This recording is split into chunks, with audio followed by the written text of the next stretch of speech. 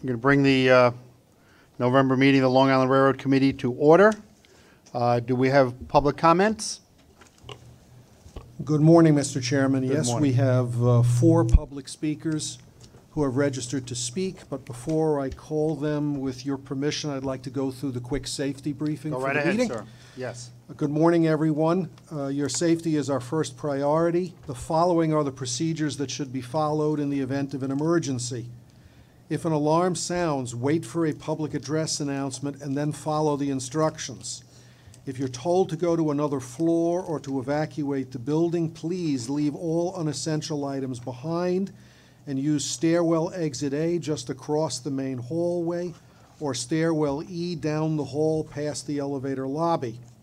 Please notify emergency personnel if you need assistance. Automated external defibrillators, AEDs, for use by trained personnel are located in the main hall just past the elevators. Mr. Chairman, we have 4 public speakers signed up this morning. I would ask all of the public speakers, in fairness to everyone here, to please limit their remarks to 2 minutes. There will be a clock at the front of the room that will show you your remaining time, and a warning will sound with 30 seconds to go. We have 4 speakers. The first 2 speakers are Jason Pinheiro, followed by Murray Bowden. Good morning, Mitch. Good morning. And Phil. This month, the Long Island Railroad performance has been, let's say in one word, a disgrace. Having trains canceled with no explanation whatsoever. I know that this issue has been brought by myself and others, and one of those people is here today to speak regarding their daily nightmare riding the Long Island Railroad. And we need to shake up management. Phil, we know that we appreciate you as the Long Island Railroad president. All of this is not your fault. You're not responsible of all of this chaos, but people below you have to be responsible and be more communicative with the commuters, because the commuters need to know what is going on and why the Long Island Railroad is on a downfall again. And one of those people is here, and that person should either get fired or resign, because we don't want to be like in the Patrick Nowakowski days. This has to stop, and it has to stop today. So that's all I have to say for this month. Thank you very much. Our next speaker is Murray Bowden.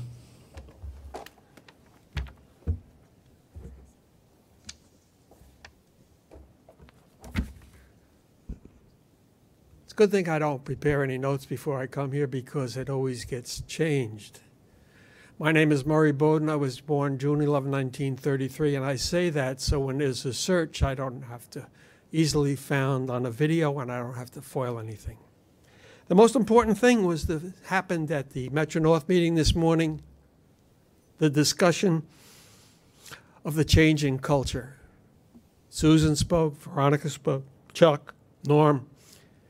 It's the first time there was recognition. Hi, Chuck, I was just talking about you. About what you said at the first meeting, and it was so important. What you all said was a recognition that the culture of the MTA has changed. You introduced new people who are bringing new skills. That's an incredibly important change, and more important than anything else I would have said at this meeting this morning. People are being recognized for who they are. People are giving the opportunity to speak up who could not speak up. One of the reasons I get to say all of these crazy things up here is because if anybody else says them, they get demoted, or they get sent out to the sticks, or they get a bad job, or they don't get a lot of stuff. So I've been able to talk about this stuff. That seems, If I make a mistake in the words, it's because I am losing the ability to find the right words at the right time, and I know it. Yeah, Chuck, you were right on this morning. What you started to talk about, all of it, and followed up by Norm and everybody else.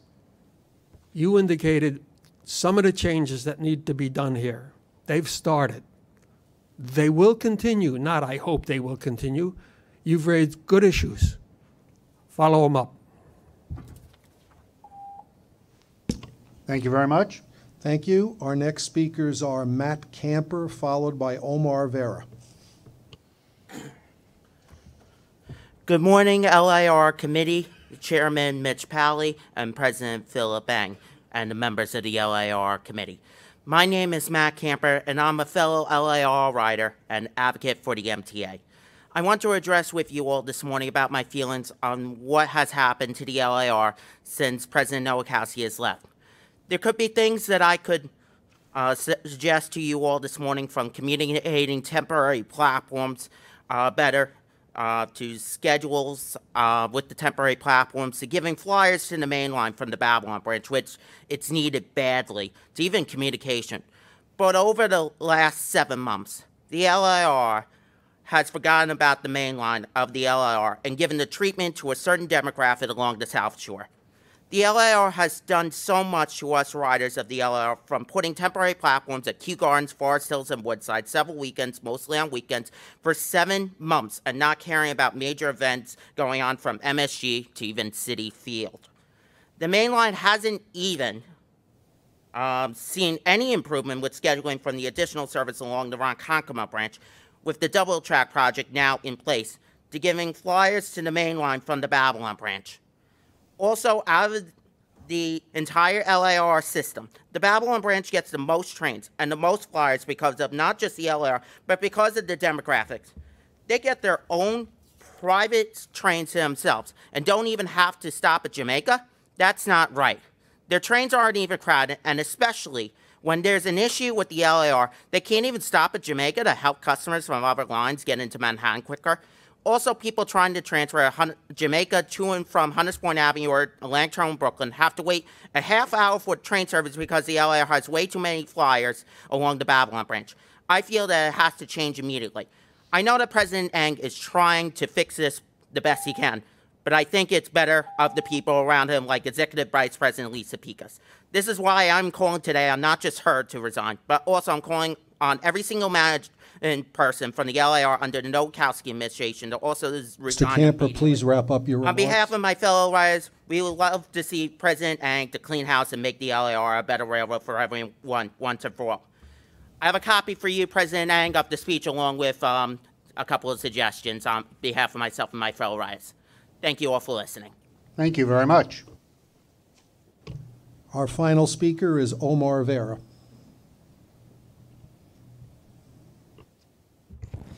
Good morning, MTA Board's LIRR Committee. Welcome to the November edition of your meeting. Isn't it interesting how 2018 has flown by fast? Next month is the last meeting of the year, and then we'll be in 2019. Anyway, on to business. Like I suggested before, we should have a like Second Avenue Subway has theirs. We need an information center for East Side Access. And I also like to elaborate what Jason and Matt said regarding temporary platforms. I understand why they're there, but like I said, 7 months is a bit too long for these platforms because they obstruct service, because they often cross over tracks. Hence, they're supposed to be temporary; they can't be permanent. So, but I would suggest one more thing. Just like I suggested regarding that LIRR air train ticket machines at Atlantic Barclays, we should also have a special discounts for those who are riding from Penn Station to Woodside to go to LaGuardia. Just like I suggested the LIRR air train for JFK at the Atlantic Terminal, Flatbush Avenue. Because like I said, we're supposed to always improve service. And of course, with the new government coming in Albany in January, we'll be able to get more funding for improving our transportation network. And yes, and so Also, one more thing. I'd like to also thank former Chairman Loda for his service during his second tenureship as chair of the MTA. Give him my regards. And with that, everything else is good. Thanks a lot, and happy Thanksgiving, everyone. Thank you very much. Thank you. Mr. Chairman, that concludes the public speakers for this morning. Okay. We have the minutes of the October 22nd meeting. Are there any changes? If not, I'll make a motion to approve. Second, all in favor? Okay. Phil, are there any changes to the work plan? Yes, Mr. Chairman. We have one change to the work plan. We removed the committee charter review because the Corporate Governance Committee and the full board completed the annual review of all the charters in March. Okay. So let's go on to your report. Thank you, Mr. Chairman. I'm pleased to report that in September and in October, our on-time performance is trending upward, 92.36 for September and 93.20% for October. Our new sense of urgency on the forward and progressing modern LI projects are making a difference. But sustained on-time performance will take time, but I am certain that staff are focusing on the right priorities. That's why our efforts on fall and pre-winter operations are so critical to long-term, reliable performance. I'm pleased to report that our fall and pre-winter ops are in full swing, and as promised, we have and will continue to take a proactive and aggressive approach to mitigate and reduce weather-related disruptions, as we are seeing now in the first half of November. This year, we have 2 trains equipped with power washers to remove the leaves from our rails. We have increased their speed and pressure to clean more frequently and more effectively. At the same time, we're testing our new laser technology to remove leaves and slippery pectin from the tracks. Both of these technologies will continue to be enhanced for the future to attempt to increase the speed of trains, allowing for more frequent and daytime use. Our aggressive 180-mile vegetation clearing is now complete, over 1 year ahead of schedule, which will help alleviate delays caused by trees and branches falling onto the tracks. So we're leaving no stone unturned in our efforts to avoid and reduce flat wheels and slip-slide delays associated with fall. We're also continuing to communicate to our customers that during the fall season, our operators are taking every measure to ensure the safety of our riders. This sometimes means proactively operating at a slightly slower speed in critical corridors when rails are slick. I would rather allow an additional 10 minutes of travel time to avoid the worst-case scenario of taking cars out of service for flat wheels. So while the fall season is upon us, we've also been preparing for the upcoming winter season. All of these initiatives have been accelerated significantly, and in doing so, we're challenging the industries that support us to meet these higher expectations. Every partner involved is being held accountable and held to a higher standard. Manufacturers and vendors are being pushed to prioritize work to meet our new timeframes, as evidenced by threshold plates for M7s, which we've accelerated, and snow switch covers, which you see here in this photo, that we're installing to protect our tracks. Simultaneously, we have not lost sight of approaching construction activities with a new eye on how we do business.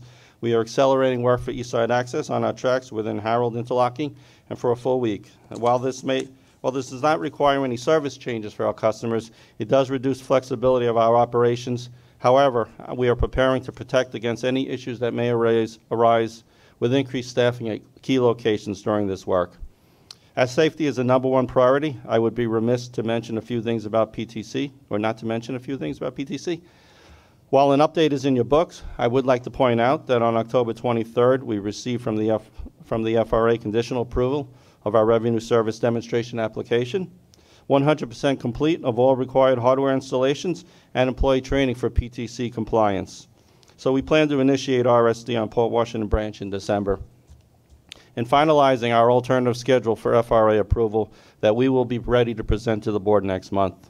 As we work around the clock to improve our operations, we'll also continue working to enhance the experience of our customers. Last month, we opened 2 new beautiful station houses at Farmingdale and Wantor.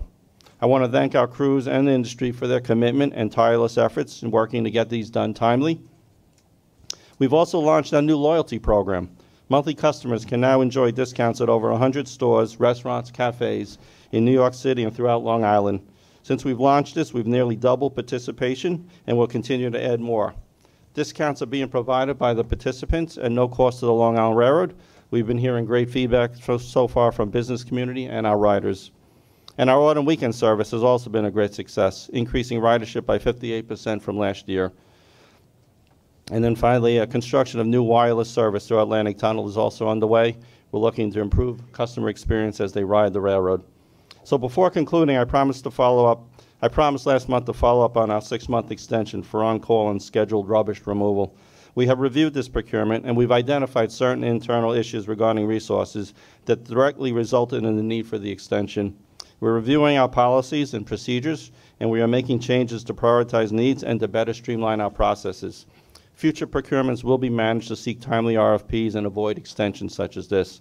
In this case, we did review the cost, and the total cost increase of $147,000 that's estimated out of a total extension cost of $3.165 million constitutes only a 4.6 increases from prices that we received competitively in 2013 when the contract was first awarded. So given this includes planned and on-call trash removal, I've also instructed staff to further monitor usage while we seek new contracts beyond the 6-month extension. Long Island Railroad is committed to identify and participating in the cost containment procurement efficiencies initiatives that are underway at MTA. I also wanted to discuss a concern raised by a public speaker last month's board meeting about Brooklyn Resource Facility adjacent to our Bay Ridge branch. This facility makes use of certain Long Island Railroad property, and there have been reports of fires occurring at the facility, which we're investigating with the fire department records. And we've also been meeting with the owners, and we've made it clear to them that any continued use of the Long Island Railroad property must be under an agreement that ensures safe operations and helps protect the quality of life for our neighbors. That is ongoing. And in the same vein, we continue to work with CURES regarding concerns for locomotive use in Fresh Pond yards and the shared desire to replace all existing locomotives with Tier 4 locomotives. Towards that goal, we've hired an independent firm to review the matter and our Tier 4 locomotive procurement. They understand the importance of this, and we will be providing updates shortly to all on these findings, any actions that are needed on our part, and our continued dialogue with CURES. So there's tremendous growth across the metropolitan area, and I believe it's time for Long Island Railroad to be more at the forefront of Long Island's growth. No longer can we afford to be reacting communities and business centers as they grow around us. We are seeking out opportunities where the private sector can help them, thinking bigger and bolder than before. And I look forward to exploring this more in the upcoming months. And so in that, I need to just also say thank you to staff, our labor partners, tremendous commitment that's involved in all of this. And that's the end of my remarks there, Mitch. Any questions or comments for Phil? Okay. Thank you, Phil, very much. Safety report? Good morning. We're reporting on our performance through the period ending September 2018, and that report can be found on page 26 of your book. We continue to see a downward trend in both customer as well as employee reportable lost time injuries. I also wanted to bring to your attention 2 key highlights that have occurred during this past program period.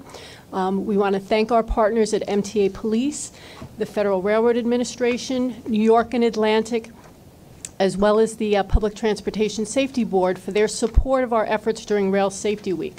With their support, we were able to actually visit 10 locations during Rail Safety Week and reached over 4,200 customers and community members during the course of that week.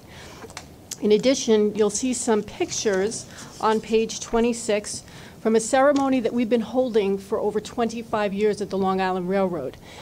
The ceremony, the Employee Safety Incentive Award, it's designed to let employees nominate their fellow employees for going above and beyond the call of duty in the area of safety. The ceremony was held back in the beginning of October, and I just want to bring to your attention some of the highlights of the activities that these employees are being recognized for. They performed life-saving CPR. They put fires out on the tracks. They intervened with individuals that were potentially going to commit harm on themselves on our property. We had 2 track gangs that actually intervened after a car went around, unfortunately, the gates and was struck by a train. And many of our employees are also volunteer fire department members, and one of the individuals in this track gang secured the area, and they also were able to position the driver, clear his airway so that he did not get fatally injured. And the last one that I want to bring to your attention was actually featured in the local news media. 2 of our B&B employees, our structures employees, actually intervened in an incident that occurred on the Southern State Parkway. A New York State trooper had pulled over a car. The car the trooper was in the driver's side window engaged with the driver. The driver took off across the parkway with the trooper still embedded in the car, crashed into the median. Our employees saw this occur. They stopped their car, went to the aid of the trooper. They were able to assist the trooper who had been injured during this and was in a struggle with the driver for his gun. They were able to intervene, hold the driver until other help arrived and aided the trooper. So there's a wide range of activities, a wide range of going above and beyond the call of duty that occurs at the Long Island Railroad, and we're proud to be able to recognize these individuals every year. And with that, that concludes my safety report. Any questions for Lori? Chuck? On page 28, I'm trying to understand something. Broken gates continue at a pace, albeit 2 less than last year. And I'll ask you what I asked Metro North. Do you have cameras at the gates? We have cameras at 2 pilot locations as part of another program, and I know we look forward to installing cameras. But as discussed earlier in the meeting, we are still looking forward to the support from the committee to be able to get the legislation needed to be able to support enforcement. But with that said, I also want to bring to your attention that we share the broken gate data with the MTA police every month so that they can strategically manage their patrols and focus on the areas where we see the broken gate activity. So in lieu of having cameras everywhere, we are using the data to help and partner with the MTA police to strategically manage enforcement. Let me repeat what I said at Metro North. If you will share with the board the information concerning the proposed legislation, then the board members, each of whom got here by some method other than advertisement in the New York Times, will be able to communicate with the people that they know to try and get this legislation passed. It involves public safety and the public interest. Then I have a question. What is the next point? MTA police details 901 versus 7304. What does that mean? So police details are the number of details that are being done at grade crossings. Oh, it's at grade crossing. At grade crossing, yeah. This whole section is really focused and on so our all the efforts with remaining data is grade crossing? Correct. Okay, that wasn't clear to me. I thank you. Any other questions or comments for Lori? Okay, thank you very much. MTA Capital Construction? Mr. Chairman, I'm going to talk about East Side Access first, and then hopefully for a moment or two about Third Track.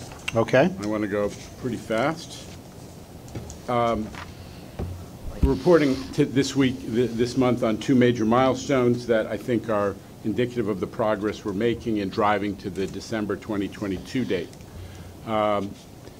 Contract 58A is the last major contract for the completion of East Side Access. It's the BC Tunnel Approach. It's the tunnel approach for the bi-directional service track, and the result is that it's a particularly complicated job because it's going to land right in the middle of Harold interlocking. So you're literally operating to build this in an area where there are operating tracks on all sides. Yet we were able to bid it and bring it in at about 10% below the estimate, including our options. Just to highlight some of the complexities, as I said, the work's going to take place between 2 active tracks, Main Line 1 and Port Washington 2, and going under the 39th Street Bridge. We're coordinating with the railroad and Amtrak to make sure that we get the outages needed to complete all the predecessor work. Here in red, you have all the infrastructure that needs to be taken apart and reconfigured in order to do this work. The work is vital, but it has to be balanced with the needs of, as Phil just said, with our maintaining and improving service on the railroad, which is, and some of this is going to take place during the holiday season, so obviously it becomes all the more important. But we are planning it out, I think, very effectively. We did energize another major milestone, the B10 power substation. That allows us to begin testing on a lot of the systems on the Queens side of the project. And I think I've talked at some length about how we are now entering that phase where it's systems testing and commissioning that is really the critical path, rather than civil construction.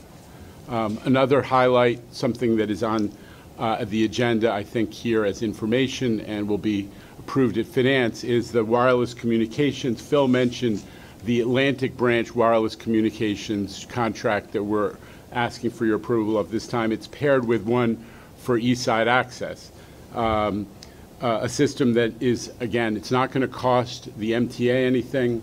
It's the cost of the installation is all going to be paid for by the carrier, the operator who's going to install it, and it is going to support a full complement of cellular and Wi-Fi communications for our customers and for our operational systems.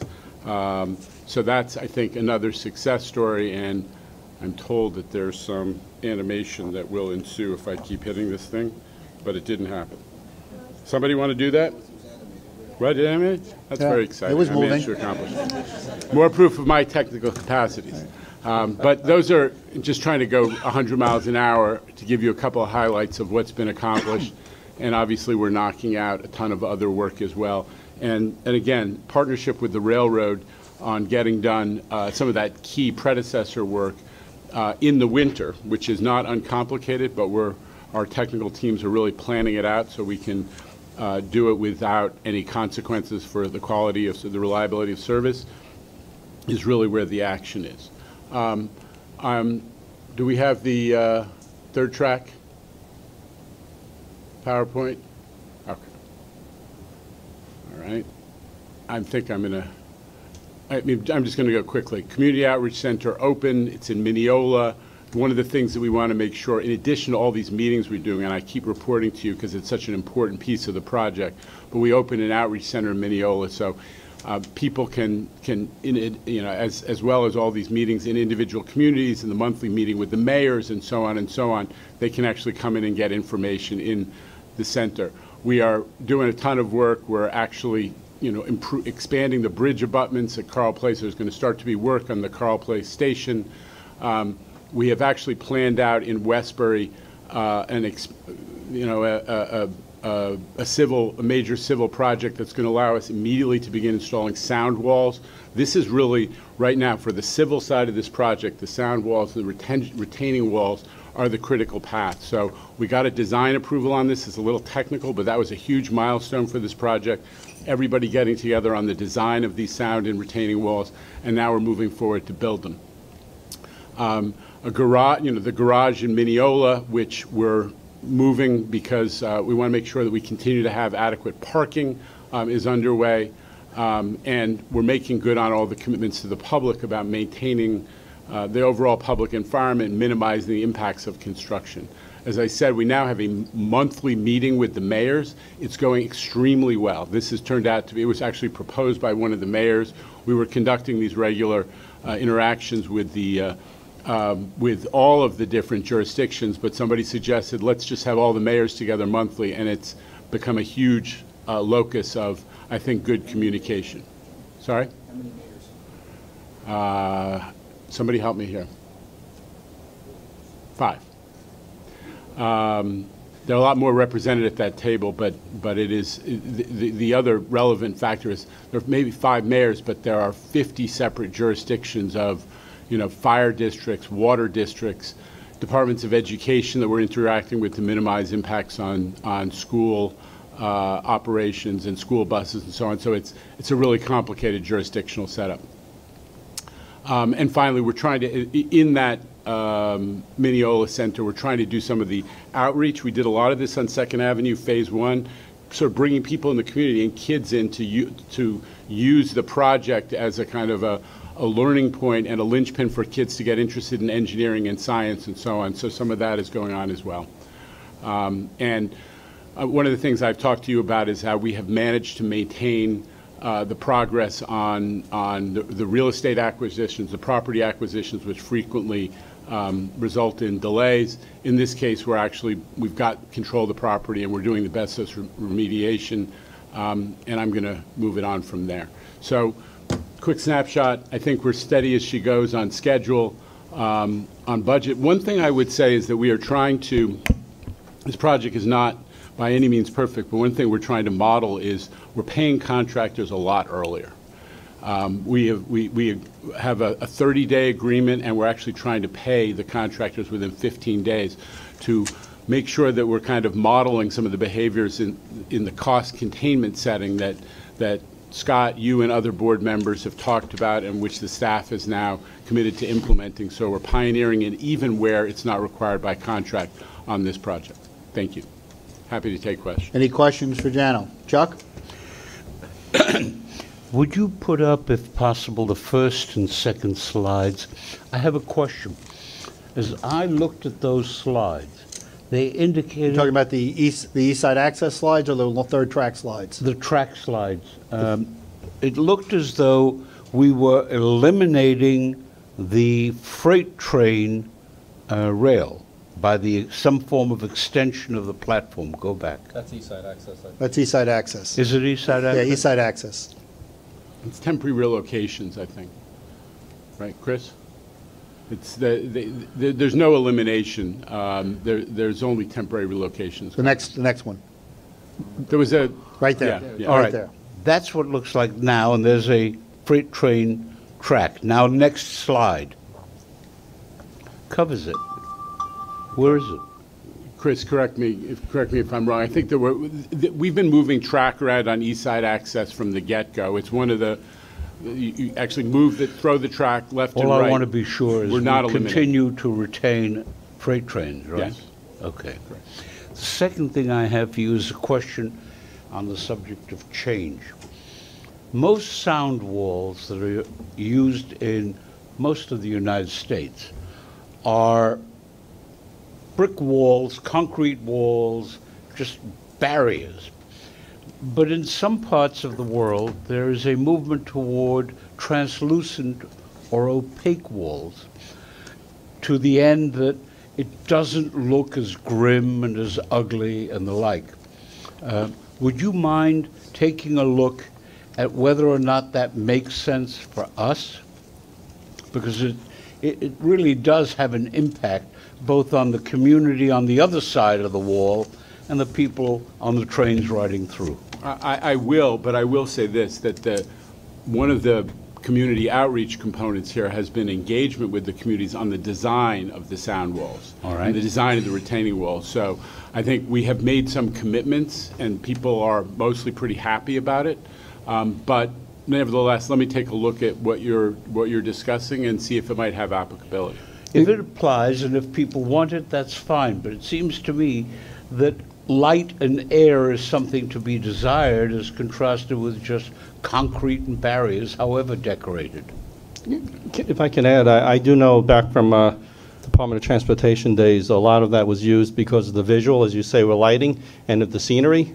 So it was intended for that design. With regards to this, and we'll take a look at it together, I think a lot of the visual of the trains is what the communities are looking to block. But that doesn't mean there might not be a place where it applies, where somebody's looking for the train goes through pretty quickly, and the rest of the time you get light and air coming across. And you can do it in a way that is semi-opaque, but you can do it in a way that provides some light and air. Any other questions or comments? Scott? Just a curiosity, as you're going through this process, have you found any existing conditions that resulted in change orders that may change the scope of the project at this point? Nothing, I mean, there haven't been any significant change orders at this stage. I mean, the project's design, it's the nature of a design-build project that there are adjustments as you go. The track alignment, for example, is one where there was a lot of work put in during design, and what was originally expected was subject to some adjustments. The design was adjusted for the design of the retaining walls, but there haven't been significant change order driving design adjustments to date. So if anything does happen, make sure you include it in your report, just so we're not caught at the end Sure. of finding out about it. Thanks. You bet. Anyone else? Thank you, Jano. Chief, MTA Police Report. Good morning. As I stated at the Metro North meeting, For the month of October, total major felony crime system-wide is down by 9 crimes. That's 13 versus 22, or a decrease of 41%. For the Long Island Railroad, there were 6 crimes in October, and that number is equal to last year's number of 6 also. 3 of the 6 crimes in the Long Island Railroad, 2 felony assaults and 4 grand larcenies, resulted in arrests by patrol. Year to date, Long Island Railroad is even at 82 crimes versus 82. Most notable this year is violent crime down. Robberies are down on the Long Island Railroad by 58%. That concludes my report. Chuck, did you want to add something? Just put your mic on, Chuck. Thank you. You heard my comments and questions at Metro North, and so I repeat the questions only so that those who are not on that committee but are here can follow it, and the people who focus on Long Island issue. There are 6 instances of hate crimes against blacks so far. And as you told us earlier, 5 of those are graffiti-oriented. There are 13 instances of anti-Semitic incidents, of which the majority likewise are graffiti. And my concern here is whether it be black, Muslim, or anti-Semitic, graffiti is not a harmless kind of crime. It is the product of a deranged mind, and it is a portent of the kind of hate that people in Pittsburgh witnessed, that people in Long Island and throughout the country have witnessed. It's increasing. It has to be stamped out. If the public wants a society that is civil, if the public wants a society that is safe, if the public wants a society that is free and open and democratic, it and those who lead it need to be civil, and the deranged minds need to be incarcerated with promptness, and I thank you for your help in that regard. Thank you, Chuck. On behalf of all of us, obviously, we strongly support those words, and we appreciate your bringing them once again to the attention. Information items. We're up to holiday and year-end service and track work programs. Yes, we have 4 Long Island Railroad information items in the committee books this month. Holiday year-end service and track work. East Side Access Support Projects were presented at CPAC this last month, and presentations in the book. And so positive train control update and diversity EO report also in the book. And I have staff here if there are any questions.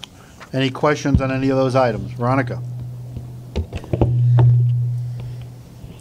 Not a question, but I do just want to very briefly share with you some comments that were very thoroughly discussed in the Metro North Committee, and they were around the diversity report. And I had made the point of acknowledging that internally our EEO complaints from our employees are at 35%, which is consistent. LIRR and Metro North both have the same percentage. And with regard to Title VI complaints, 100% of those complaints are in favor, ruled in favor of the agency. So we had a larger discussion, and I appreciate Chair Metzger during our Metro North Committee acknowledging as the new chair of the Diversity Committee that she intends to address these issues of diversity across all these different topics and areas agency-wide. So I wanted to make a point of touching upon the comments that I at least made during the Metro North Committee, expressing some concern that at 35%, I think that's very high and it's alarming. And so, because that is the reported number. So there is, and could be, an assumption that issues of discrimination or feelings of discrimination could be a lot higher than that internally, and we just don't know, right? It's a speculation. We don't know what the true percentage could be, but I am concerned agency-wide that we are seeing EEO complaints internally from our employees between 25% and 37%. Again, Metro North and Long Island Railroads both at 35%.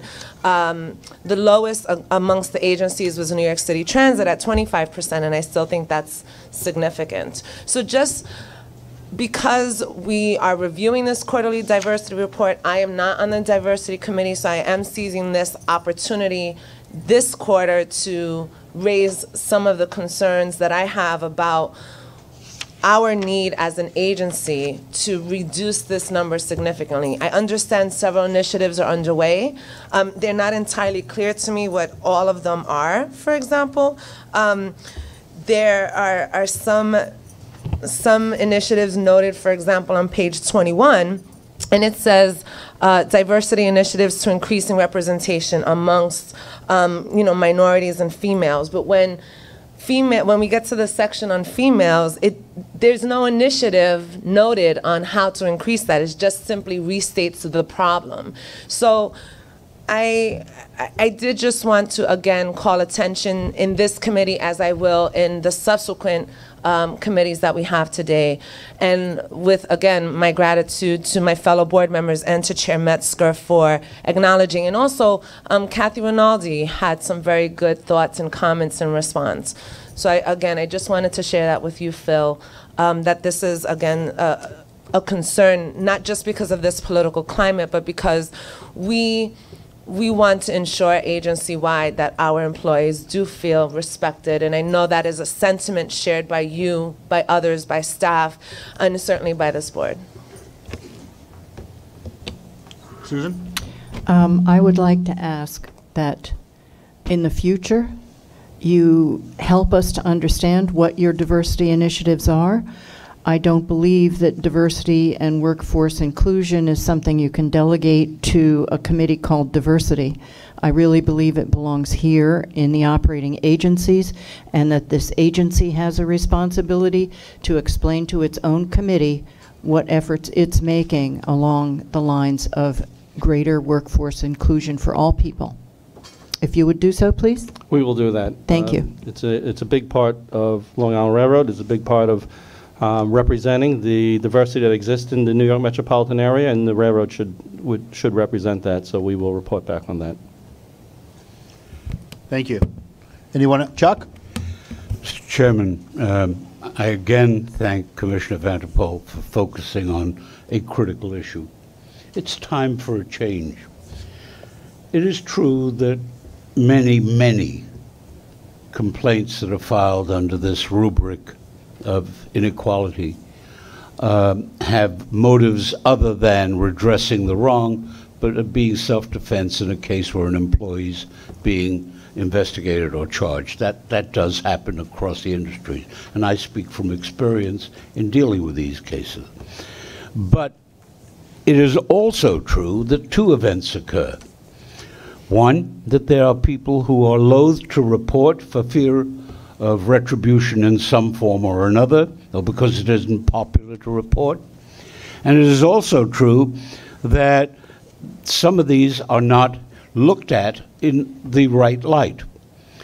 The day where discrimination other than that which is plainly criminal and plainly inappropriate and plainly actionable, where discrimination occurs that needs redressed by having people talked to, by having culture changed, is upon us. We have got to do that. That was a foundation of the Me Too movement, and a sound foundation.